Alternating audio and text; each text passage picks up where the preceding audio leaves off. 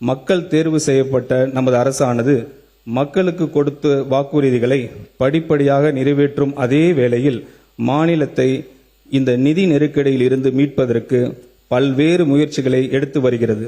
முதலாவதாக, பொது டெண்டர்களில் கான்ட்ராக்டரிடம் கேட்கப்படும் தேவையற்ற சான்றிதழ்கள் மேண்டேட்டரி சப்மிஷன் அந்த டெண்டர்கள் போட்டியில்லாதவாறு மாற்றியுள்ளன. இதை கலைத்து நமது அரசு டெண்டர்களில் வெளிப்படைத்தன்மை கொண்டு வந்துள்ளது.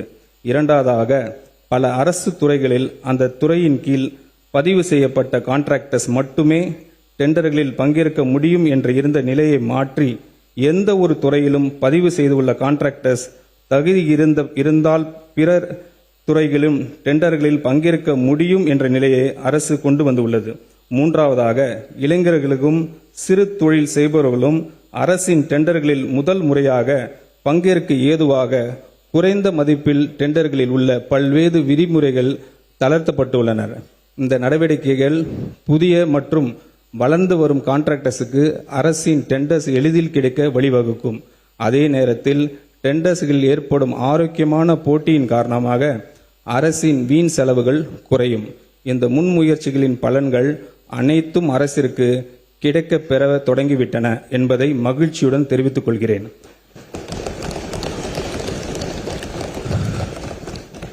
நமது அரசு பொறுப்பு ஏற்பதற்கு முன் டெண்டர்களின் மதிப்பீடுகளில் ஒரு பெரும் பகுதி சில தனிநபர்களுக்கும் சில கட்சிகளுக்கும் சென்றதை முழுமையாக தடுத்து நிறுத்தி ஒப்பற்ற சாதனையை நமது மாண்புமிகு முதலமைச்சர் அவர்கள் செய்திருக்கிறார். மேலும் பல அடுக்கு மற்றும் உயரமான அடுக்குமாடி குடியிருப்புகளை கட்டுவதற்கான திட்ட அனுமதியை பெற அரசிடம் வர வேண்டும் என்ற நிலையை நமது மாண்புமிகு முதலமைச்சர் மாற்றியுள்ளார். இந்த அனுமதியை அதிகரிப்பு பகிர்ந்து அளிப்பின் மூலம் டெலிகேஷன் ஆஃப் பவர்ஸ் சென்னை பெருநகர் வளர்ச்சி குழுமத்தின் நிலையிலேயே பெற்றுக்கொள்ள ஆணையிட்டுள்ளார். இதன் மூலம் திட்ட அனுமதியை பெறுவதற்கு நிலவி வந்த ஊழலை முற்றிலும் அகற்றியுள்ளார்.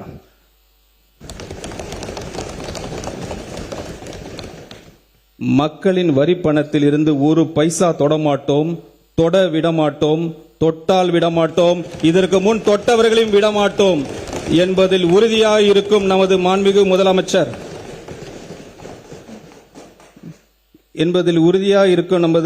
முதலமைச்சரை கண்டாலே, அவரின் பெயரை கேட்டாலே ஊழல்வாதிகள் அஞ்சி நடுங்கி ஓடி ஒழிவதை நாம் நிரந்தரம் பார்த்து கொண்டுதான் இருக்கிறோம்.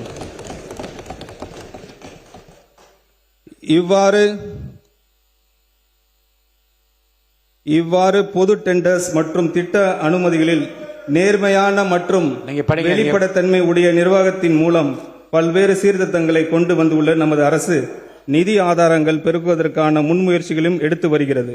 இவற்றின் ஒரு பகுதியாக மதுபான உற்பத்தி ஆலைகளுக்கான கூடுதல் சிறப்பு கட்டணத்தை அரசு அண்மையில் விதித்துள்ளது. இதன் மூலம் அரசுக்கு ஒரு ஆண்டுக்கு 1000 கோடி ரூபாய் வரை வரவு எதிர்பார்க்கப்படுகிறது.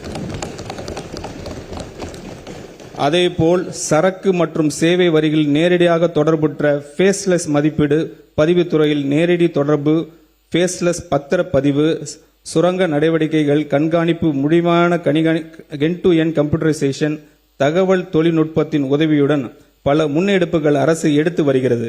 இதன் மூலம் அரசுக்கு கூடுதலாக கிடைக்கும் வருவாய் ஏறத்தாழ 15,000 கோடி ரூபாய் வரை இருக்கும் என எதிர்பார்க்கப்படுகிறது. இதன் மூலம் பல வெற்றி திட்டங்களை செயல்படுத்த முடியும். பொருளாதார வளர்ச்சியுடன் இணைந்து செல்லக்கூடிய வருவாய் வளர்ச்சி அடையவும், வருவாய் ஆதாரங்களை பெருக்கி சஸ்டைனபிலிட்டியை பராமரிக்கவும், மாநிலத்தின் வரி மற்றும் வரி அல்லாத வருவாய் அதிகரிப்பதற்கான நடவடிக்கைகள் பரிந்துரை செய்வதற்காக ஒன்றிய திட்ட ஆணையத்தின் முன்னாள் துணைத் தலைவர் திரு மான்டெக் சிங் அல்வாலியா அவர்களின் தலைமையில் 5 உறுப்பினர்களை கொண்ட வருவாய் மேம்பாட்டு குழு ரெவென்யூ ஆகுமெண்டேஷன் கமிட்டி அரசு அண்மையில் அமைத்துள்ளது. இதன் மூலம் மாநிலத்தின் நிதி சுயேட்சை பலப்படுத்தி அதன் சமூக பொருளாதார வளர்ச்சியை கடமைகளை நிறைவேற்ற தேவையான நிதி ஆதாரங்களை உருவாக்குவதை அரசின் நோக்கமாகும்.